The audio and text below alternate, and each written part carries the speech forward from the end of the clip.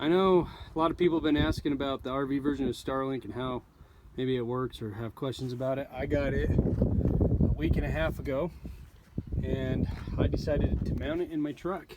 So I have a gooseneck hitch there and I just got the pole mount option for it, and I just mount the STARLINK there. I'm going down the road.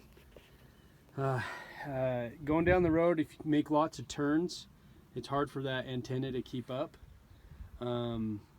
So you do get internet live. If you're going down a straightaway, I've gone down the interstate straight, get great internet. It can be on the phone. The main reason why I got it is I live in Wyoming, and I work in the oil field, and a lot of times the oil field don't have good reception even with my booster. So I decided to get STARLINK to be able to call out when I'm out in the middle of nowhere. And so what my plans are for this is I can pop that off and set it in the truck. I did take my seat out so I could bring the cable right here through the seat, so I'm not smashing it in the door all the time. But it does work. It does work. Long-term questions I have are, you can go down the bouncy dirt roads with it, which I have done, but I'm not going to do that as a regular practice because, I don't think that's good for the antenna. Also, if you're driving down smooth road like paved roads, the long-term question I have is, how do the gears work? That's always going to be turning and hunting for the best signal, and it may wear them out over time. I don't know what the internals look like, and I'm not going to go to the expense of tearing apart this antenna so you guys can see. Maybe somebody else can do that. Anyway, this has been a great setup for me.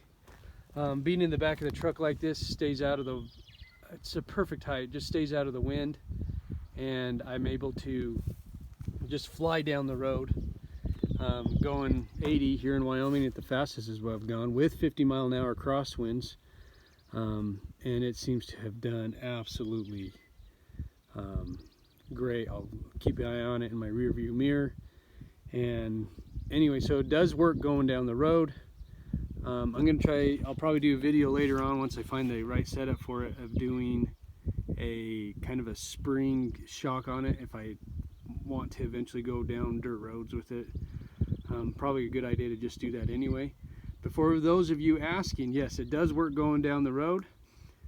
If you make lots of turns, you will lose signal until it finds it back. It lags about a minute, I've found out.